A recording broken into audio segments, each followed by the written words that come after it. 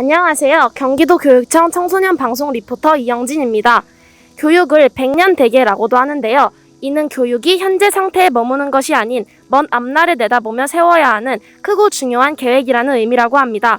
그래서 우리 경기도교육청은 청렴한 시민 육성이라는 아주 중요한 목표를 세우고 그 목표를 달성하기 위해 미래 세대를 위한 청렴교육이라는 학생용 청렴교재를 발간하고 청렴한 미래 세대 육성을 위해 열심히 노력하고 있다고 합니다.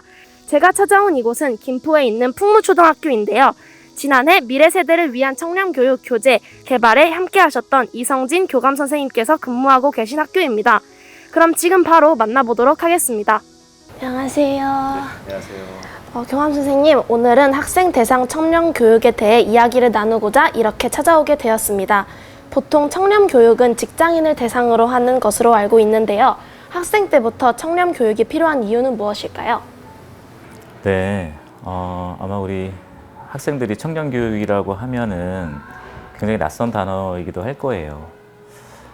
근데 학생들이 앞으로 미래를 짊어지고 나갈 꿈나무이기도 하고, 그리고 미래를 어떻게 설계할 것인가에 대한 주역이 되기도 할 거예요. 우리의 삶의 가치가 건전하고 정의롭고 평화로운 사회를 추구한다고 봤을 때 그것을 배워나가야 될 학생, 그리고 앞으로 주인공이 될 학생들에게는 이런 청렴의 교육이 정말 중요하고, 어렸을 때부터 청렴 교육에 대한 인식이 분명히 있다면 나중에 좋은 친구로 성장할 수 있기 때문에 그 필요성이 있다고 봐요. 네, 알겠습니다.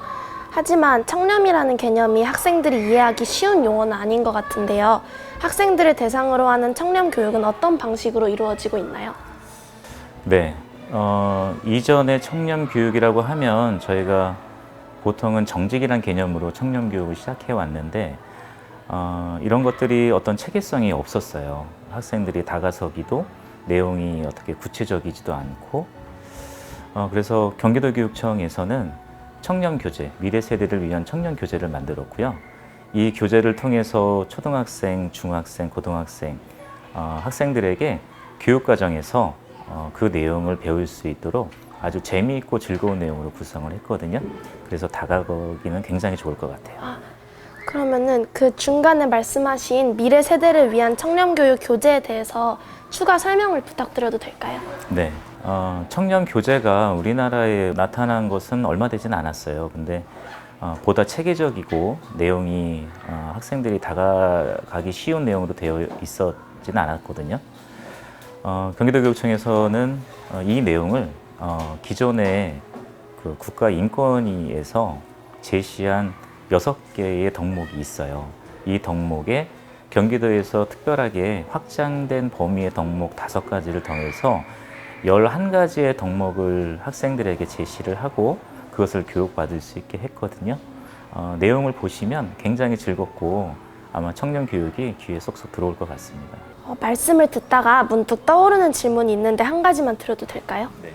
그 교감 선생님께서는 청렴 교재의 11가지 덕목 중에서 미처 실천하지 못했거나 부족하다고 생각하여 후회되신 사례는 없으신가요?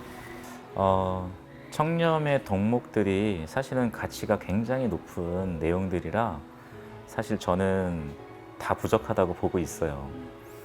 11가지 덕목을 사실 잘 보면 그 청렴이 시작된 덕목 중에 하나가 이제 정직이라는 덕목이에요. 올바르고 그리고 솔직한 어떤 감정 상태를 말하는데, 그럴 때 청렴이 가장 잘 실천될 수 있다고 이제 생각이 듭니다. 이 내용은 국가권익위에서 맨 처음에 제시된 내용이기도 한데요. 이 청렴의 내용이 그 학생들에게 잘 전달이 될 수 있는 내용으로 구성이 된다면 그 구성 내용이 나중에 저처럼 이제 나이가 들고 그랬을 때 여러분께도 많은 도움이 될 것 같아요. 그러면 저도 그 내용을 잘 가슴속에 새겨서 앞으로 실천할 수 있도록 노력하고, 우리 친구들도 그런 내용을 가지고 이 다음에 주인공이 되었을 때 그때 좋은 덕목으로 자리매김했으면 해요. 알겠습니다. 여기서 제가 교감 선생님께 깜짝 퀴즈를 하나 준비했는데요. 혹시 맞추실 수 있을까요? 열심히 해결하겠습니다.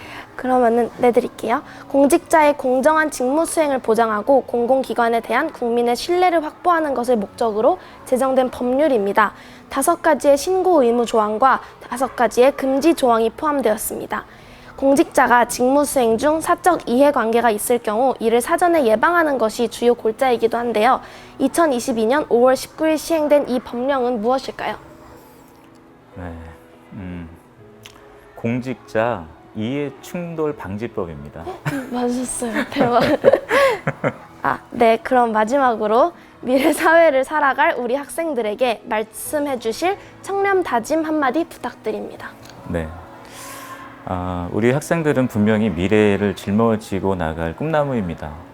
바른 가치를 가지고 미래의 꿈을 충분히 꿀 수 있으려면 마음속에 청렴과 정직이라는 내용이 항상 있어야 될 것 같아요.